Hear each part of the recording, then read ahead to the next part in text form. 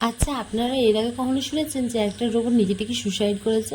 হ্যাঁ, এরকমই একটা ঘটনা আজকে ফেসবুক স্ক্রল করতে করতে আমার কাছে চোখের সামনে ভেসে উঠলো। এটা মূলত ঘটেছে কোরিয়া শহরের দিকে। নাকি প্রচণ্ড কাজের চাপে এসে ডিপ্রেশন হয়ে নাকি রোবটটা সুসাইড করে নিয়েছে।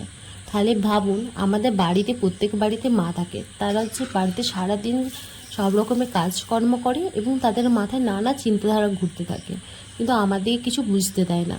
তাই আজকে খুব বৃষ্টি পড়ছিল, মাকে বললাম আজকে তোমার ছুটি, তুমি বলো আজ কি রান্না করব, সব রান্না করে আমি খাওয়াবো। মা বলছিল বৃষ্টি পড়ছে তাহলে একটু খিচুড়ি কর, বৃষ্টি মানে তো একটু খিচুড়ি খিচুড়ি মনে হয়। তাই বেশি না দেরি করে মাকে বললাম তুমি ঝটপট করে উপকরণগুলো বলতে থাকো আর আমি খিচুড়িটা রেডি করে দিচ্ছি, তাড়াতাড়ি যাতে হয়। তাই প্রেশারের মধ্যেই করলাম।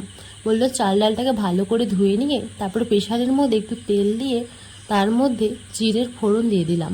তারপর তোমার মন মতো যা সবজি বাড়িতে থাকবে, যা যা দেওয়ার ইচ্ছে হয় তুমি সেখানে তাই দেবে। আমি মূলত এখানে দিয়েছিলাম গাজর, ক্যাপসিকাম, টমেটো, পেঁয়াজ। তো মূলত এখানে আর জিরা আদা বাটা দিয়েছিলাম। আর এই যে রসুন বাটাটা সবার শেষে দিয়ে দিয়েছি, কারণ রসুনটা নাকি শেষে একটু হালকা রোস্ট করে থেতো করে দিলে নাকি স্বাদ অনেক থাকে। তারপর পরিমাণ মতো লঙ্কার গুঁড়ো, হলুদ গুঁড়ো, নুন, আর কাঁচা লঙ্কা দিতে একদম মিস করবে না। কাঁচা লঙ্কা দিলে এর স্বাদ আরও দুগুণ বেড়ে যায়। সাথে একটু কাঁচা সর্ষের তেল দিয়েছিলাম। প্রেশারে এরপর 2-3টে সিটি দিবে প্রয়োজন মতো, তারপর দেখবি রেডি হয়ে যাবে। তো মা এগুলোই বলে দিয়েছিল পাশ থেকে। আর আমি ঝটপট করে এইদিকে মাকে বলছিলাম শুধু খিচুড়ি খিচুড়ি তো আর ভালো লাগবে না, সাথে কিছু রাখো। মা বললো তাহলে পকোড়া ভেজে নিয়ে ঝটপট করে। তাই এখানে 5টি বাঁধাকপি ছিল, তাই দিয়ে ঝটপট করে কটা পকোড়া বানিয়ে নিলাম। আর ছিল সাথে ডিম সেদ্ধ। ডিম ভাজা করলে হয়তো ভালো হতো, বাট ডিম সেদ্ধটা মন্দ যায় না, খেতে কিন্তু দুর্দান্ত হয়েছিল।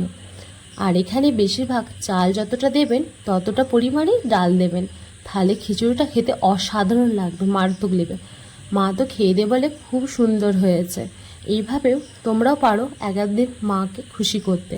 তো খিচুড়িটা খেয়ে আমার খুবই সুন্দর লেগেছে, দারুণ, এক কথায় অনবদ্য। আর ভিডিও ভালো